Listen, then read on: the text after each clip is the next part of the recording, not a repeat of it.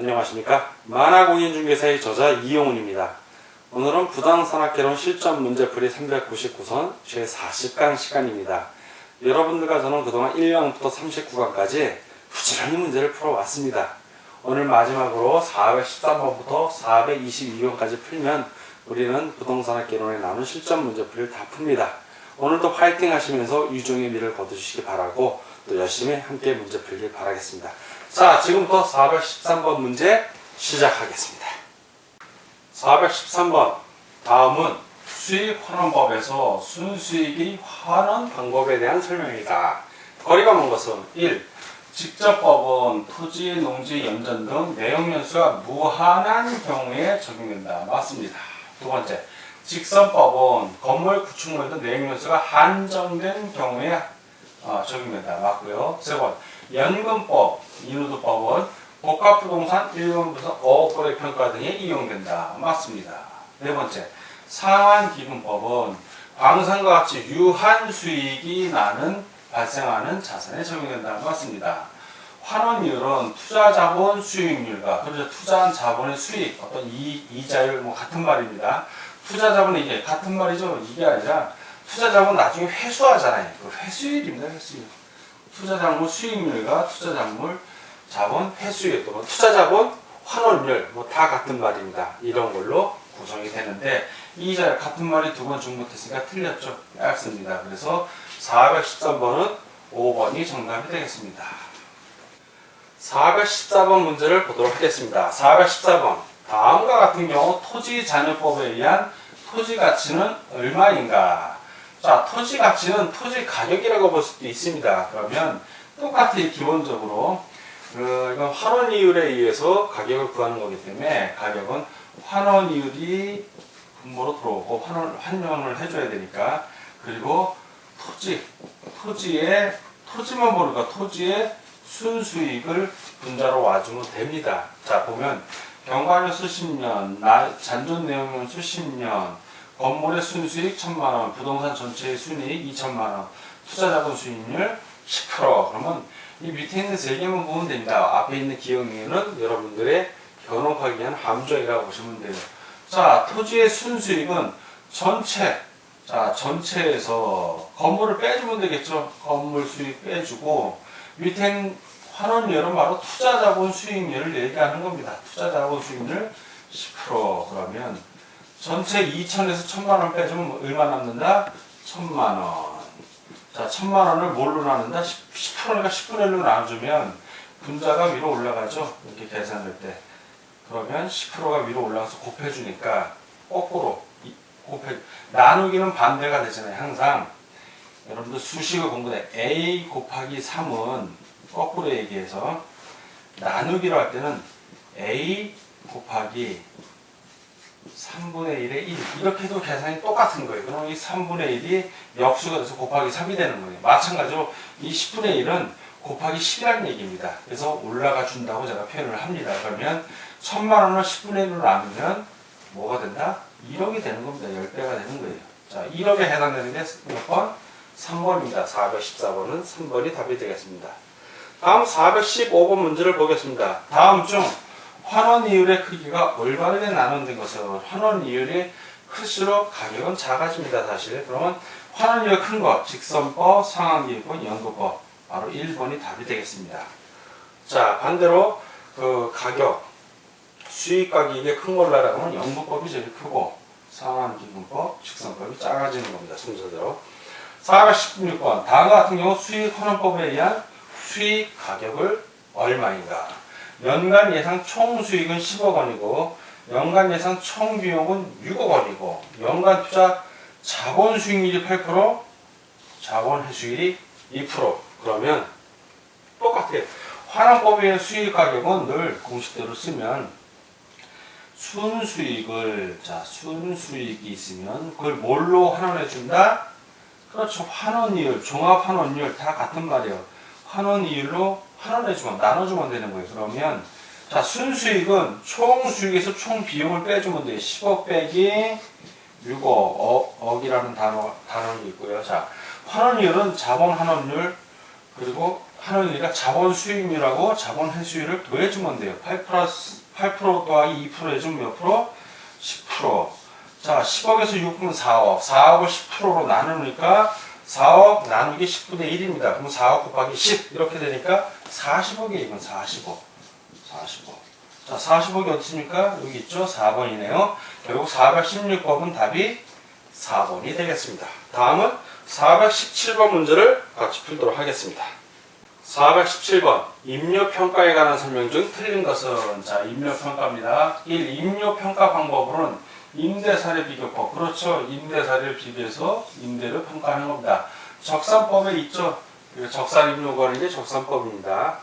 그리고 수익, 틀렸네. 수익 분석법이죠. 수익 분석법. 수익 방법에는 가격을 구하는 수익 환원법. 환원법은 요거는 가격을 구하는 거죠. 가격. 우리는 지금 임료를 평가하는 거니까 수익 분석법을 해야 된다. 이거 틀렸네요.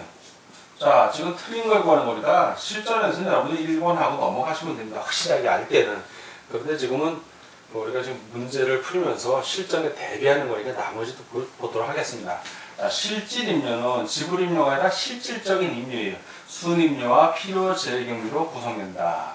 맞고요. 실질임료는 각 지불기관에 지불되는 지불임료와 예금적 성격을 지닌 보증금, 운용이익 등으로, 그렇죠. 보증금을 은행에 놓고 나온 이자율 같은 거, 그런 것도 다 임료에 포함되는 겁니다. 맞습니다. 4번 일반적으로 감정평가에서 구해야 할 임료는 실질임료이다. 맞습니다. 5번 계속 임료 평가 방법으로는 차액 배분법, 이율법, 슬라이드법, 임대사례 비교법 등이 있다. 맞습니다. 다 맞고 하나만 X, 틀린 거니까 417번은 1번이 답이 되겠습니다.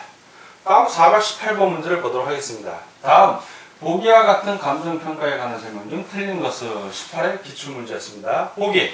법원은 경매 개시 결정이 된 갑수유의 A 물건에 대하여 모모 감정평가사무소 모모모 감정평가사에게 감정평가 의뢰하였습니다. 2007년 10월 24일 A 물건 현장 조사 및 가격 조사를 완료했고 2007년 10월 27일 가격 조사 완료. 감정평가사 모모모가 보고서를 작성하였습니다. 10월 28일 날. 자, 이에 대한 설명을 한 겁니다. 1. 본 감정평가는 국가로부터 자격을 부여받은 개인이 평가 주체인 점에서 공인 감정평가이다. 그렇죠. 감정평가사들은 국가로부터 자격을 부여받은 감정평가사들입니다. 그래서 공인 감정평가가 맞습니다. 두 번째, 본 감정평가를 통해 산정된 감정평가액을 참작하여 법원은 최저 경매가격, 그렇죠. 경매하려면 기준이 되는 가격이 있어야 됩니다. 최저 경매가격을 정합니다. 맞습니다. 보통 감정평가사가 감정평가한 가격을 최저 경매가격으로 정합니다. 3. 본 감정평가는 법원의 임의의사에 의해서 행하여지는 감정평가인으로서 임의적 평가이다. 이거는 법원의 임의의사가 아니라 법원의 경매 절차죠. 이건 법에서 정해진 민사집행법에서 정한 절차에 의해서 하는 겁니다. 법원의 경매 절차에 의해서 행하여지는 감정평가이기 때문에 임의적인 게 아니라 이건 반드시 꼭 해야 돼. 이런 걸 필수라고 합니다. 필수적 평가입니다. 법원 마음대로 하는 게 아니에요. 경매 절차에 의해서 하는 겁니다. 틀렸죠? 4번 본 감정평가의 가격 시점은 2007년 10월 27일 날 보자고요. A 물건 현장 조사 및 가격 조사가 완료된 시점 2007년 10월 27일이 가격 시점인 겁니다.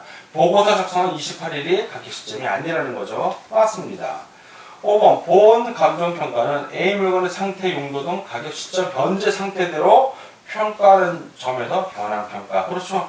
감정평가는 기본적으로 개별평가 원칙, 현황평가 원칙입니다. 맞습니다. 다 오고 하나만 X, 그리고 문제 틀린 걸 고르는 거니까 답은 3번이 되겠습니다. 다음은 419번 문제를 같이 보도록 하겠습니다. 419번 부동산 가격 공시 및 감정평가에 관한 법률에 따라 정부는 부동산 가격을 매년 공시하고 있다. 다음 설명 중 옳은 것은, 자, 틀린 거 빼고 옳은 거 고르는 겁니다. 1. 일반적인 토지 거래의 지표가 되며 국가, 지방자치단체 등의 기관이 그 업무와 관련한 지가를 산정하는 경우에 적용되는 것은 시가 표준액이다. 시가 표준액이 아니라 표준지 공시지가입니다. 표준지 공시지가. 표준지 공시지가. 그래서 X. 2번. 개별 주택 및 공동주택의 가격은 주택시장의 가격 정보를 제공하고 국가, 지방자치단체 등의 기관이 과세 등의 업무와 관련하여 주택의 가격을 산정하는 경우에 그 기준으로 활용할 수 있다. 맞죠? 예, 이것은 맞습니다. 3. 개별 공시지가에 대하여 이의가 있는 자는 개별 공시지가의 결정 공시일부터 30일 이내에 서면으로 국토교통부 장관에게 이의를 신청할 수 있다. 개별 공시지가는 국토교통부 장관이 아니라 시장, 군수, 구청장이죠. 시군구청장.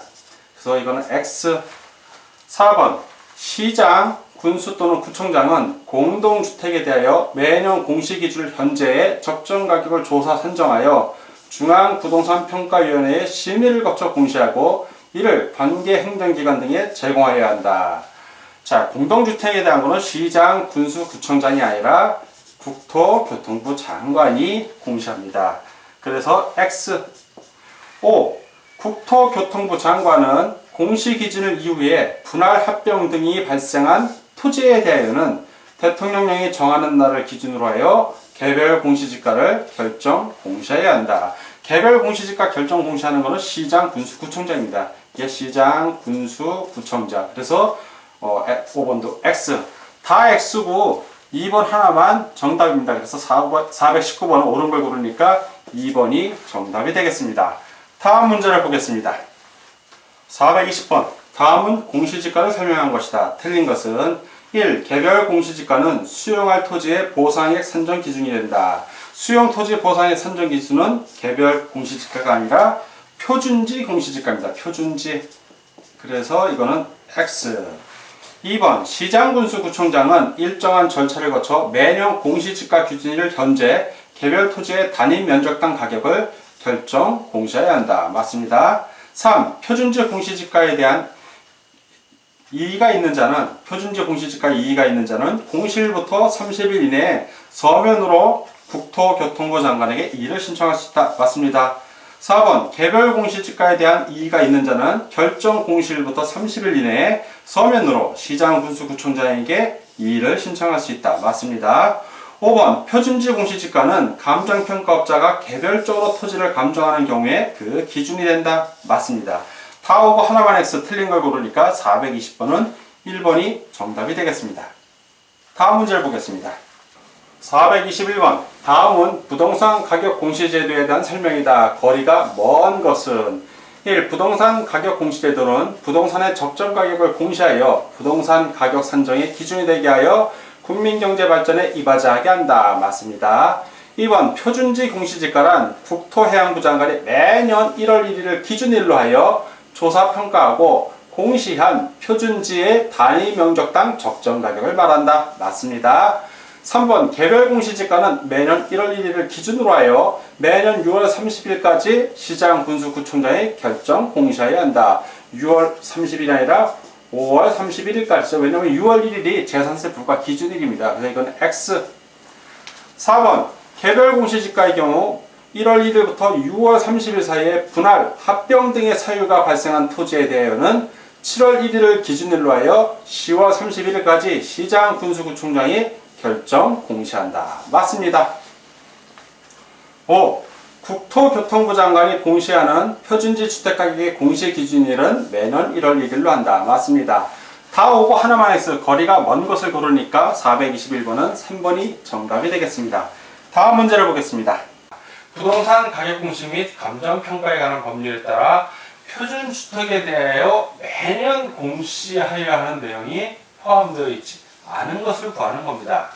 자, 매년 공시해야 되는 그 법률에 나와 있는데 뭘 공시해야 되냐면 먼저 표준주택의 지번을 공시해야 되고, 두 번째는 표준주택 가격을 공시해야 됩니다. 세 번째는 표준주택의 대지 면적 및 형상을 공개해야 되고, 네 번째는 표준주택 용도, 연면적, 구조, 그리고 사용 승인을 공시해야 됩니다. 다섯 번째 지목. 6번째 뭐 지리적 위치, 7번째 토지의 용도 제한, 8번째는 도로 교통 사항들을 공개해야 됩니다. 자, 빠진 게 있다면 지금 딱 보이죠? 하나, 표준주택의 건축 허가에는 매년 공시해야 되는 내용이 들어가지 않습니다. 이런 건 건축물 대장에 다 나와 있습니다. 2번 같은 경우는. 자, 422번은 그래서 정답이 2번이 되겠습니다. 수고하셨습니다. 아주 큰 소리 저절로 나오는데 그동안 1강부터 40강까지 총 422문항에 걸쳐서 우리는 문제를 풀어왔습니다. 이 문제 푼 걸 기본으로 해서 앞으로 모의고사도 보고 실전에 접하면 여러분들 100% 합격하십니다. 이걸 한 번만 보신 수험생이라면 한 2번 정도 더 봐주실 걸 당부드리겠습니다. 항상 여러분 곁에 저희가 함께 한다는 걸 기억을 하시고 할 수 있다는 자신감으로 올해 반드시 나는 합격한다는 마음으로 공부에 임해 주실 걸 당부드리면서 오늘 강의를 부동산학개론 실전 문제풀이 강의 마치도록 하겠습니다. 감사합니다.